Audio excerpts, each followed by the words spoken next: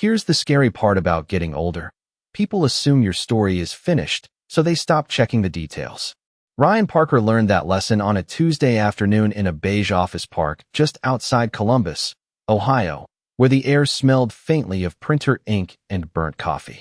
He'd taken the day off work to help his mom handle what he called the grown-up stuff: forms, signatures, the kind of paperwork that quietly decides who you are on paper. Evelyn Parker was 69, stubborn in the gentle way, the kind of woman who never asked for help even when her hands shook a little opening jars. She sat beside him with her purse clutched tight against her cardigan, eyes scanning the room like it might accuse her of something. "We'll be in and out," Ryan promised, clicking a pen like confidence came from plastic. The receptionist slid a clipboard across the counter, smiling too brightly. "Just verify the beneficiary and identity fields," she said, "and we'll update the policy and the medical authorization." Ryan nodded, focused, determined to do this right. He'd been pushing for months. After a minor health scare that turned out to be nothing serious, he'd decided his mother needed a plan. Not because he wanted her life to be smaller, but because he wanted her future to be safe. Evelyn hated the word future when it was said out loud.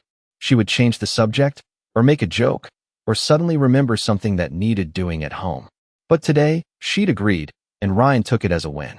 He filled in their address, phone numbers, the basic stuff, and then came the identity verification section with boxes and tiny instructions. Evelyn slid her driver's license toward him without looking. Her name was clear, Evelyn Marie Parker. Her birth date was clear. Her signature, a neat slant that looked like it had practiced being invisible. Ryan typed it in on the tablet the office provided, then paused at a drop-down labeled Previous Legal Name. It was optional, the kind of thing you could skip if you didn't want to dig up old memories. Ryan almost skipped it. Almost. But the software wouldn't let him move forward without acknowledging the field. A little warning flashed. "Please confirm. No previous name or enter name." Ryan sighed, picked no previous name, and moved on. Except his finger slipped. The tablet registered a tap. On a tiny icon he hadn't noticed, a magnifying glass next to the field. The screen refreshed, and a new window opened automatically, pulling archived records linked to Evelyn's social security number. Ryan expected it to be blank. Instead, a single line appeared, crisp as a confession: Grace Holloway. Under it, a date. Under that, an old address in a neighborhood Evelyn had never mentioned. Ryan blinked, then laughed under his breath like it had to be a glitch. "That's weird," he said, half to himself. Evelyn didn't laugh. She froze so completely that even the straps of her purse stopped moving. Her eyes, which had been bored a second ago, sharpened like someone had just called her by a name she hadn't heard in decades. "Close that," she said, voice low and flat. Ryan looked at her. "Mom, it just popped up. It says, close it," she repeated, and this time there was no softness in it. The receptionist glanced over, still smiling, unaware she was witnessing the moment Ryan's tidy plan cracked open. Ryan swallowed. Is this you?" he asked, trying to sound casual, trying to protect her dignity even while his pulse climbed. Evelyn's fingers tightened around the purse until her knuckles turned pale. "That's not my name," she said. But her face said something else, something like fear mixed with exhaustion, like she'd been carrying a heavy box for so long she'd forgotten what it felt like to set it down. Ryan stared at the screen again. Grace Holloway. It wasn't a typo. It wasn't random. It was attached to his mother's identity like a hidden stitch. He could feel it, the sudden shift in the air, the realization that a single mistap had opened a door that had been locked on purpose. And before he could stop himself, one thought landed in his chest with a cold, steady weight. If his mother wasn't supposed to have this name, then what else in her life had been rewritten, and what future had quietly gone missing because of it? Ryan kept his eyes on the tablet, but he could feel his mother staring at it like it was a live wire.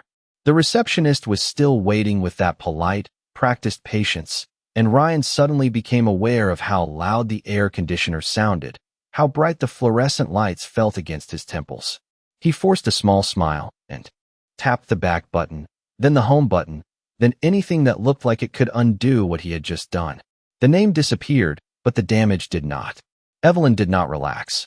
She sat rigid, chin slightly lifted, as if holding her breath would keep the past from entering the room. "We can finish this later," Ryan said, trying to give her an exit that would not draw attention. My mom is not feeling well. The receptionist's expression softened into concern. Of course, we can reschedule. I just need a signature acknowledging the incomplete update. Ryan nodded too quickly. He signed where she pointed, collected Evelyn's license and the clipboard, and guided his mother out through the glass doors into the parking lot where the April wind felt sharper than it should have. In the car, Evelyn clicked her seatbelt with a snap that sounded like a final answer. Ryan started the engine but did not shift into drive. He watched her hands in his peripheral vision. They were trembling now, just slightly, and that alone told him this was not a simple clerical error. "Mom," he said gently, "I am not trying to upset you. But that name was tied to your social security number.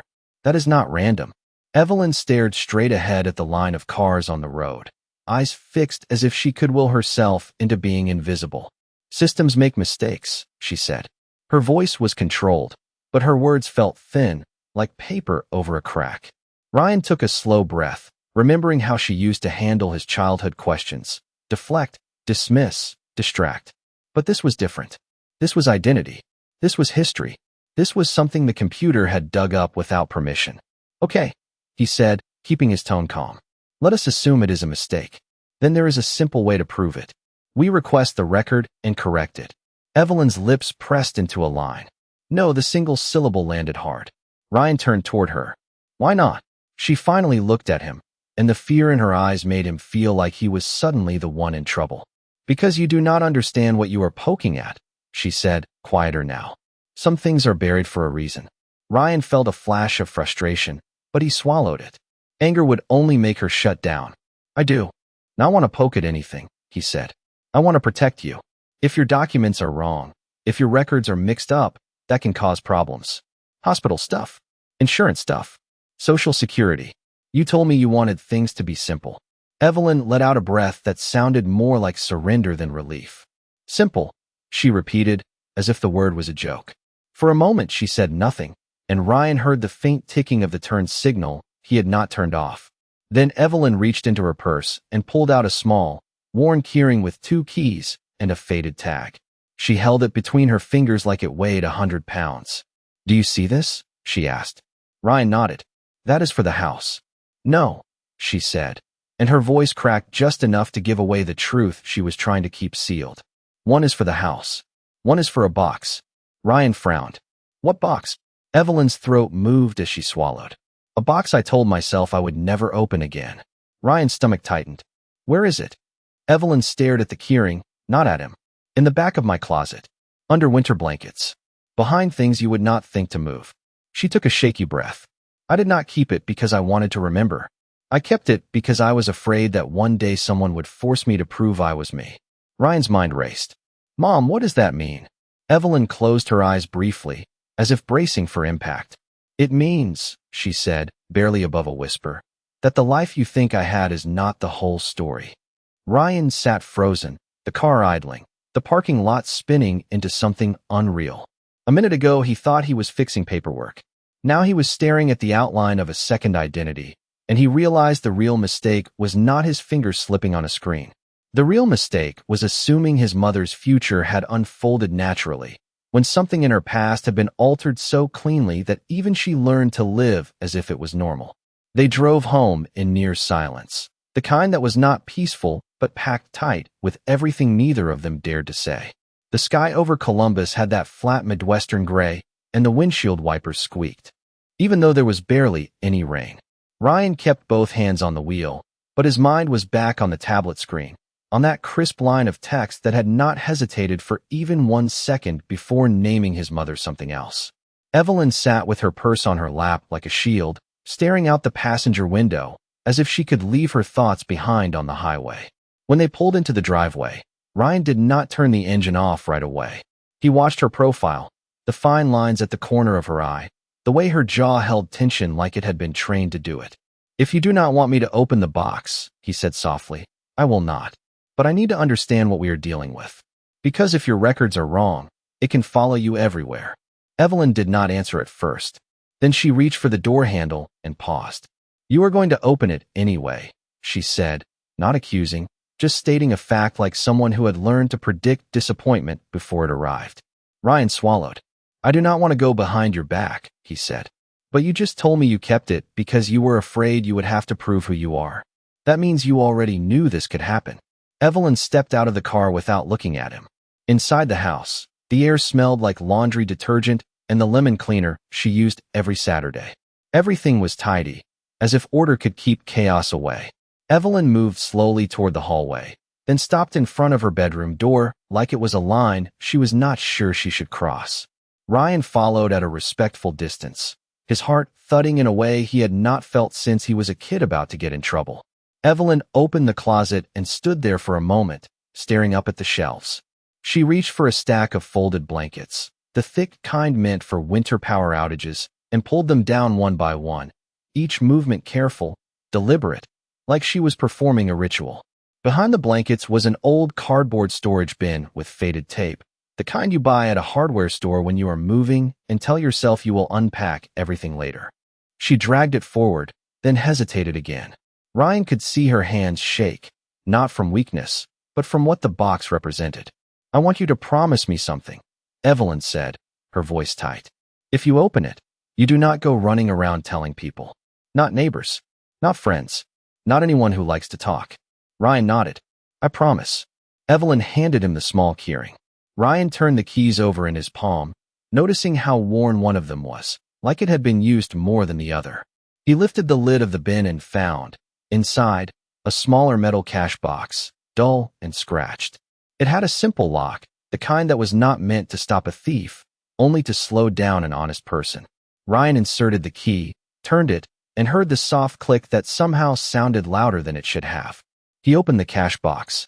Inside were neatly stacked papers in a manila envelope, a few old photographs, and a slim folder with a label that made Ryan's chest tighten. Holloway. He pulled the folder out carefully, like it might fall apart. The first page was not a letter. It was a copy of a birth certificate, and the name printed in black type was Grace Holloway. Ryan's mouth went dry. He looked up at his mother, but she had already turned away, facing the wall like she could not watch him read. Ryan flipped to the next document. A social security card copy, a different last name, but the same number that should have belonged to Evelyn Parker. Then a college acceptance letter on thick paper, dated decades ago, with a university seal and a line that made Ryan's stomach drop. Full scholarship approved. He stared at it, trying to do the math in his head. His mother had never gone to college. She had always told him she did not have the money, that life happened fast, that she worked, then she married, then she had him, and that was that. But the letter did not care about the story he grew up believing. It sat there, quiet and undeniable, like evidence in a case that had never been allowed to exist. Ryan's voice came out strained. Mom, he said, holding up the scholarship letter, what is this? Evelyn finally turned back, and her eyes were wet but angry, like tears had no permission to show up. That, she said, each word measured, is the future I was supposed to have. Evelyn's words hung in the air, heavier than the folder in Ryan's hands. Ryan stared at the scholarship letter again, as if the ink might rearrange itself into something less impossible. He had spent his whole life thinking his mother was simply practical, that she had chosen stability over dreams, that she had been the kind of woman who did not chase big things because big things were for other people. But the seal on the letter, the formal language, the date typed in clean lines, it all screamed that someone had once believed she belonged somewhere bigger. You were accepted, Ryan said, voice barely above a whisper. You had a full scholarship. Evelyn did not nod. She did not deny it either. She lowered herself onto the edge of the bed like her knees suddenly remembered every year they had carried her. Do not say it like it is a prize, she murmured. It was not a prize. It was a door. Ryan sat in the chair across from her, still holding the paper, careful not to crease it. Why did you never tell me? He asked. Evelyn's laugh was small and sharp, not funny at all. Because when you do not walk through a door, people assume you never had one, she said. Ryan reached into the cash box again and pulled out the photographs. One showed a young woman with the same eyes as Evelyn, hair longer, smile brighter, standing outside what looked like a high school gym decorated with crepe paper. Another photo showed her with a backpack slung over one shoulder, holding an envelope like it mattered. Ryan's throat tightened. This is you, he said. Evelyn stared at the picture as if it belonged to a stranger. That is Grace, she said softly. The way she said it made the name feel like a bruise. Ryan's stomach flipped. So you were Grace Holloway, he said, trying to fit it into reality. Then how did you become Evelyn Parker? Evelyn's fingers pressed into her palm. It did not happen the way you think, she said. Ryan leaned forward. Tell me, he urged, but kept his tone gentle, because he could see how close she was to shutting down again. Evelyn took a long breath. Then another. I grew up in a place where people kept records like they kept secrets, she began. Small town. Everyone knows everyone. And everyone thinks they have a right to decide what kind of life you get. Ryan waited, the room suddenly too quiet. When I got that letter, Evelyn continued, I thought the world had finally looked at me and said yes. I thought I could leave. I thought I could be someone who did not always apologize for taking up space. Her eyes flashed to Ryan's face. Do you understand what that feels like when you were 17? Ryan nodded, though his chest hurt. Then something happened, Evelyn said, and her voice tightened. Paperwork that I did not understand. A signature I was pushed to make. People telling me it was just a formality, just to help with a bank account, just to handle a minor issue so I could go to school without problems. Ryan's grip on the scholarship letter tightened. Who pushed you? Evelyn's jaw set. Someone who smiled at me while they did it, she said. Someone who told me they loved me like family. Ryan felt a rush of anger, but he kept it inside, because Evelyn's face had gone pale. After that, she went on. The scholarship office said they could not verify my identity. They said my records did not match. Then the letter stopped coming. The phone calls stopped. And when I tried to fix it, people acted like I was confused, like I was making trouble. She looked down at her hands. I was young. I was scared. And I learned very quickly that if the wrong person wanted your story to disappear, it could. Ryan's voice shook. But you still had your social security number. You still had these documents. Evelyn nodded slowly. I kept copies because I did not trust what was happening, she said. And then I was offered a way out. A clean slate. A different name. A different life. It was presented like mercy. Ryan stared at her. Who offered that? Evelyn swallowed, her eyes glossy now. The same people who made the mess, she said. Ryan felt the room tilt. He looked at the folder label again, Holloway, and suddenly understood the phrase she had said in the car. Prove I was me. It was not just fear of a computer glitch. It was fear of a system that had once decided she could be rewritten. Mom, Ryan said, voice steady but firm.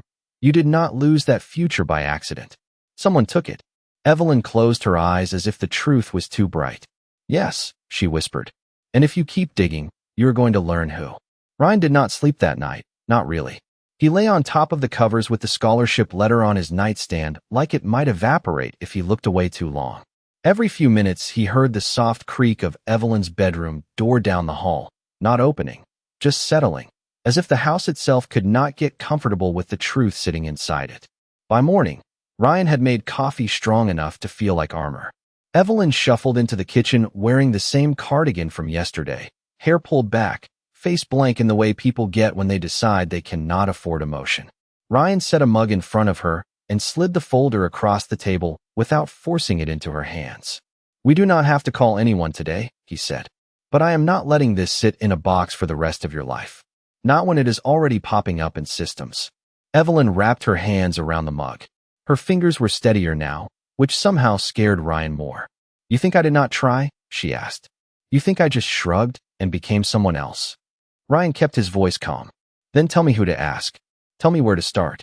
Evelyn stared into the coffee like it held answers. Start with the paperwork, she said. Paperwork is what did it. Paperwork is what hides it. Ryan nodded. That was something he could do. He pulled out his laptop and typed while she watched, wary. First he searched for how to request archived social security records, then for how to request an amended birth certificate history in Ohio, then for old university admissions archives. Each search result felt like a hallway, and at the end of every hallway was a locked door that required forms, fees, and patience. Ryan was about to click on a government website when Evelyn's voice cut in. Do not use the home computer, she said. Use your phone or your own laptop. Do not log into my accounts. Ryan paused. Why? Evelyn's jaw tightened. Because once, I tried to fix it, and then the calls started, she said. Ryan's stomach clenched. What calls? Evelyn's eyes flicked toward the window, as if expecting someone to be parked outside. Nice voices, she said. Helpful voices. People who acted like they were doing me a favor. They told me not to stir things up. They told me it would be easier if I let it go. Ryan felt heat rise in his chest. That is intimidation, he said. Evelyn shook her head quickly. No, she said, almost pleading. Do not name it like that. When you name it, it becomes real again. Ryan exhaled slowly, forcing himself to stay steady. Mom, it is real, he said. It happened. It shaped your whole life. Evelyn swallowed, and for a moment her composure wavered. I built a life anyway, she whispered. I built you. Ryan's throat tightened. He reached across the table, not to grab her hand, just to place his palm near hers, a silent promise he would not turn this into chaos. You did, he said, and it was enough for me. But it does not mean what they did was acceptable. Evelyn looked at him, and something in her eyes softened, like she was tired of holding the line alone. There is a name you will not like, she said. Ryan's heart pounded. Say it. Evelyn hesitated, then spoke carefully. My aunt. My mother's sister. Carol Dunn. Ryan blinked. Aunt Carol? Evelyn gave a small, bitter nod. She was not your aunt, she said. She was my aunt. You only met her twice when you were little, at a church picnic and at a funeral. You do not remember because I made sure you did not. Ryan tried to picture it. The older woman with a bright smile, the kind who pinched cheeks and asked too many questions. What did she have to do with it, he asked. Evelyn's face tightened. She handled family matters, she said. She filled out forms for people. She worked at a small local office. Everyone trusted her because she was loud about God and kindness. Ryan felt his hands curl into fists under the table. So she had access, he said. Evelyn nodded once. She had access, she repeated, and her voice broke on the second word. Ryan stared at the folder, at the scholarship letter, at the photo of young Grace holding hope like it was lightweight. Then he looked at his mother and realized the next step was not a search bar or a form. The next step was deciding whether he was willing to drag a family name into the light. And as Evelyn's gaze begged him to stop, Ryan understood something else too. If Carol Dunn had done this, she had not just stolen an opportunity. She had rewritten a person. And people who rewrite others do not do it once. Ryan waited until Evelyn went to rest in the living room before he made the first call, not because he wanted to hide it from her, but because he needed his voice to stay steady. He sat in his car in the driveway with the folder on the passenger seat, phone in his hand, and a list of numbers he had pulled from old obituaries and county directories. The name Carol Dunn looked ordinary on the screen, like a neighbor who brought casseroles, not someone who could quietly bend a life out of shape. Ryan dialed the first number. A cheerful recording answered. Then a new voice came on, younger, cautious. Hello. Hi, Ryan said, forcing a friendly tone. My name is Ryan Parker. I am calling about Carol Dunn. Is this a family number? There was a pause, the kind that feels like someone covering the mouthpiece. She is my grandmother, the voice finally said. She is in assisted living now. She does not really take calls. Ryan's heartbeat jumped. I understand, he said. I am not trying to bother her. I just have some questions about some old paperwork from the 1980s. It involves my mother. The line went quiet again. Then the voice returned, flatter. People call about old paperwork sometimes, she said. She did taxes. She did filing. She helped people. If you want records, we do not have them. Ryan swallowed. I am not asking for records, he said. I am asking if she worked at any office where she had access to identity forms. Social security documents. Vital records. The answer came too fast. No, Ryan felt his jaw tighten. Okay, he said slowly. Thank you for your time. He hung up and stared at the steering wheel, the conversation leaving a sour taste. People do not shut down that quickly unless they have been trained to. He went back inside and found Evelyn staring at a muted television screen that she clearly was not watching. She is alive, Ryan said. Evelyn's shoulders flinched. I told you, she murmured. Alive does not mean reachable. Ryan sat across from her, careful with his tone. Mom, when did you last speak to her? Evelyn's eyes stayed on the blank screen. 1993, she said. Ryan blinked. That long ago? Evelyn nodded once.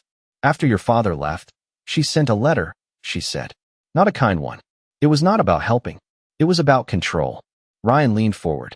Do you still have it? Evelyn's lips tightened. No, she said. I burned it. Ryan took a breath, letting that land without judgment. All right, he said. Then we build from what we do have. He opened the folder on the coffee table and spread the documents carefully like he was laying out a map. The scholarship letter, the birth certificate copy, the social security copy, a faded form with a county stamp Ryan did not recognize. This, Ryan said, tapping the stamped form, looks like a name change or a correction request. Evelyn's face went distant. It was presented as a correction, she said. They said my birth certificate had an error. They said it would be easier for college if everything matched. Ryan's stomach twisted. And you believed them. Evelyn's eyes flashed with shame and anger, and Ryan softened his voice. You were 17, he said. You were supposed to be able to trust adults. Evelyn's breath shook. She drove me there, Evelyn admitted. Carol drove me to the county office. She held my elbow like I was fragile. She told me not to be nervous. She told me she had done this for plenty of people. Ryan felt heat behind his ribs. What else did she say? Evelyn stared at the papers, then at Ryan, as if deciding how much truth he could carry. She told me I was lucky, Evelyn said. Lucky that she was willing to help. Lucky that she could smooth things over. And then, Evelyn's voice lowered. She told me something that made my stomach drop. Ryan's pulse thudded. What? Evelyn swallowed. She said, You have a future on paper, Grace. But paper can be changed. Ryan sat very still. She said your name, he whispered. Evelyn nodded, eyes glistening. Yes, she said. And she said it like a warning and a promise at the same time.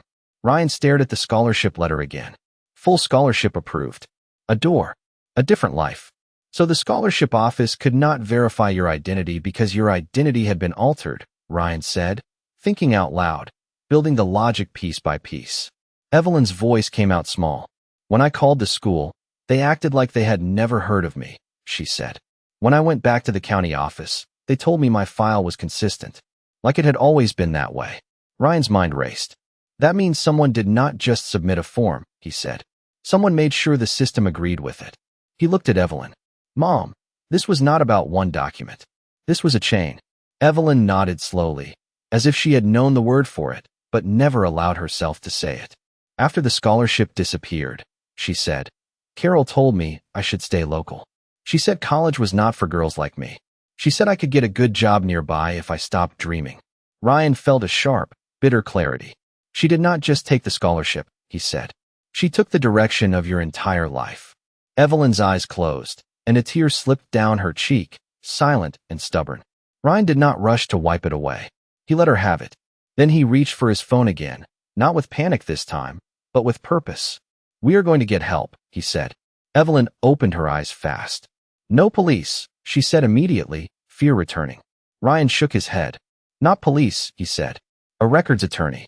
Someone who knows how to pull archives, how to trace corrections, how to find who filed what and when. Evelyn stared at him, torn between relief and terror. Ryan held her gaze. You spent decades protecting me, he said. Now I am going to protect you. And I am going to do it the right way. Evelyn looked down at the folder one more time, at the name that should have opened doors, and her voice came out barely audible. If you find the truth, she said, you might not like what it costs. Ryan nodded once. I already do not like what it cost you, he replied. Ryan found James Whitaker. Through a plain website that looked like it had not been updated since the early 2000s, but that simplicity strangely made him trust it more.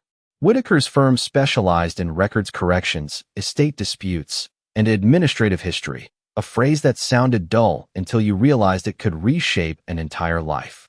2 days later, Ryan sat across from Whitaker in a small office lined with framed diplomas and shelves of thick binders. Evelyn came along, but she chose a seat closest to the door, clutching her purse tightly, her body tense as if she might leave at any moment. Whitaker, a calm man in his late 50s with silver hair and no need for showmanship, listened carefully as Ryan explained everything. The tablet, the hidden folder, the scholarship letter, and the name Grace Holloway. When Ryan finished, Whitaker folded his hands and looked at Evelyn with measured care. He explained that what they were describing was not unheard of. Systems can be manipulated. But what made this case unusual was how thoroughly it had been done. Ryan asked if they could prove who was responsible. Whitaker made no dramatic promises. Instead, he outlined a clear plan. Obtain a certified history of vital record amendments. Request the Social Security numinant record. retrieve archived correspondence from the university, and reconstruct a full timeline. Ryan felt a sense of relief hearing a structured approach, but Evelyn's hands trembled slightly. She worried that pulling those records might alert someone. Whitaker acknowledged that possibility, but reminded her that she had the right to her own history. When he slid the authorization form across the table, Ryan looked at his mother.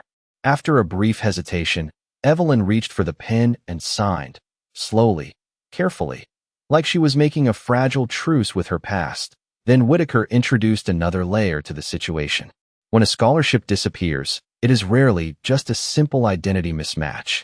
For a university to act as if someone never existed, there is usually a formal withdrawal, a cancellation, or direct communication from someone acting on that person's behalf. The implication drained the color from Evelyn's face. Ryan immediately understood. Someone might have impersonated her or pressured her into signing something. When Ryan asked directly, Evelyn first denied it, but then her voice cracked. She remembered that Carol had once brought her documents before college, claiming they were necessary to correct her records. Carol had flipped through the pages quickly, not allowing Evelyn to. Read them, and urged her to sign. At the time, Evelyn trusted her, believing she was being helped. Now, the memory filled her with both shame and anger. Whitaker took notes and asked where the signing had taken place. Evelyn recalled a small county office where Carol seemed to know the clerk. Ryan felt a cold certainty forming. There would be records, who submitted the amendment, who notarized it, possibly even employee logs. Whitaker agreed, as long as the archives still existed. Evelyn worried that if everything pointed back to Carol, it would tear the family apart. But Ryan looked at her steadily and said the family had already been broken the moment they decided to control her life. She had simply been hiding the damage for years. Finally, Whitaker revealed a more unsettling detail. The name Grace Holloway was not just a simple change. It appeared to be consolidated with Evelyn's social security number, a process that typically requires multiple parties. That meant Carol likely did not act alone. Ryan felt the weight of that realization settle in. He had walked in believing there was a single villain behind it all. Now he understood the truth might be larger, more deliberate, and far more personal than he was ready to face. 3 weeks later, the documents began arriving in a neat stack on Ryan's kitchen counter, each envelope stamped with an official weight that made his chest tighten before he even opened them.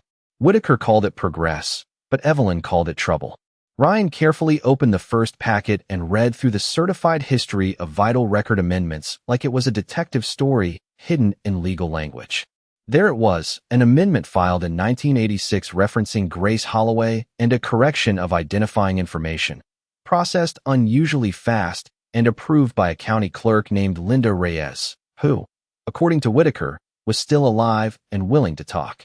The second packet was the Social Security Numinance Summary, showing the timeline of names tied to a single number, and Ryan traced it slowly with his finger. Grace Holloway appeared first. Then in that same year, Evelyn Marie Parker replaced it, as if the system had rewritten history without hesitation, with notes indicating in-person verification and supporting documents presented, meaning someone physically walked in and convinced the system it was legitimate. When Ryan looked up, he saw Evelyn standing in the doorway, arms folded tightly, her face pale as she whispered that. This was exactly what she had feared, but Ryan held the papers and told her this was not danger, it was proof, though she shook her head and said quietly that proof does not always protect you. 2 days later, Whitaker called again, his voice steady but sharper than before, and when Ryan put the call on speaker, Evelyn sat frozen at the table, her hands trembling around a mug as Whitaker explained that he had spoken to Linda Reyes, who remembered a frightened young woman and an older woman who did most of the talking, describing her as organized, prepared, carrying a folder, and presenting herself as helpful. And Ryan felt the answer settle heavily before Whitaker even said it, Carol. But the detail that followed made the room go still. The notary's signature on the affidavit did not belong to Reyes but to a bank notary named Harold Dunn, and when Ryan repeated the name, Evelyn's face changed as recognition hit her like a blow, her voice barely holding together as she revealed that Harold Dunn was Carol's husband, a man trusted in the community, someone people relied on, someone who had the authority to make documents look real. In that moment, the truth shifted from a single act to something larger, something coordinated, as Ryan realized this was not just manipulation. It was a family operation, built on trust and executed with precision. Evelyn's shoulders dropped as the weight of it settled in, her voice breaking as she admitted that Carol had once told her Harold was good with paperwork, someone who could make sure everything was correct, and Ryan understood why she had believed it, because she wanted her chance, wanted the scholarship to work, wanted to leave and become someone beyond the life she had known. But Whitaker was not finished. He told them the university archive had sent a withdrawal notice submitted 2 weeks after the amendment, signed Grace Holloway, and the words seemed to drain the air from the room as Evelyn stared down and whispered that she had never written that letter. Ryan felt anger rise in his chest, sharp and undeniable, as Whitaker explained that the handwriting matched the affidavit, suggesting the same person had written both, confirming what Ryan already knew. They had not only altered her identity, they had actively canceled her future. And in that moment, as Ryan looked at his mother and saw the realization settle into her face, he understood the deepest cruelty was not just what had been taken from her, but how carefully it had been done, how completely they had shaped the story so that she would carry the blame for something she had never chosen, never signed, and never truly lost because it had been taken from her long before she even knew it was hers. The next morning, Ryan drove Evelyn back to Whitaker's office, but this time something had changed. She did not sit near the door. She chose the chair by the window, where the light made her hands look steadier than he felt inside. She wore a simple navy sweater and a thin gold necklace she said was hers from before she became someone else. With the documents spread across the desk, Whitaker calmly outlined their options: correct the record with Social Security, request a county audit, send a preservation notice to the Dunn family, or involve investigators. Evelyn immediately rejected the idea of turning it into a public spectacle, so Whitaker focused on restoring her identity, first something within her control. Ryan asked her what she wanted. Evelyn looked at the scholarship letter, then the forged withdrawal notice, and finally at him. Her answer came quietly, but with certainty. She wanted her name back. Ryan said it softly, Grace Holloway, and this time when she repeated it, the name no longer sounded painful.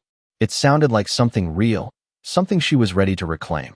Whitaker placed the forms in front of her and explained what needed to be done. Evelyn held the pen for a moment, acknowledging that once she signed, they would know she had not forgotten. Ryan leaned closer and told her to let them know. That was enough. She signed, once, then again, her handwriting growing steadier with each line, as if she were putting herself back together. Whitaker gathered everything into a folder labeled restoration, a word that hit Ryan harder than he expected. As they left, Whitaker reminded her that while the scholarship might never be recovered, the truth could be, and that truth still mattered. In the car, Ryan thought she might finally break, but instead she sat quietly, her calm deeper than anything he had seen before. She admitted that for years she believed she deserved to lose everything, blaming herself for trusting the wrong people and wanting too much. Ryan shook his head and told her she had only wanted a normal life. It was others who had taken control from her. At home, Evelyn made a quiet but powerful choice. She took the old cash box from where it had been hidden and placed it on a shelf in plain sight. She said she could not return to 17, but she could stop pretending that girl never existed. Ryan felt emotion rise in his chest as he told her no one who tried to erase her would succeed. Evelyn nodded, and for the first time, there was no fear or shame in her expression, only ownership. It was not a dramatic ending, no sudden justice or reward, but something stronger, a woman reclaiming herself after decades, and a son realizing that what once seemed like a mistake had finally led them to the truth.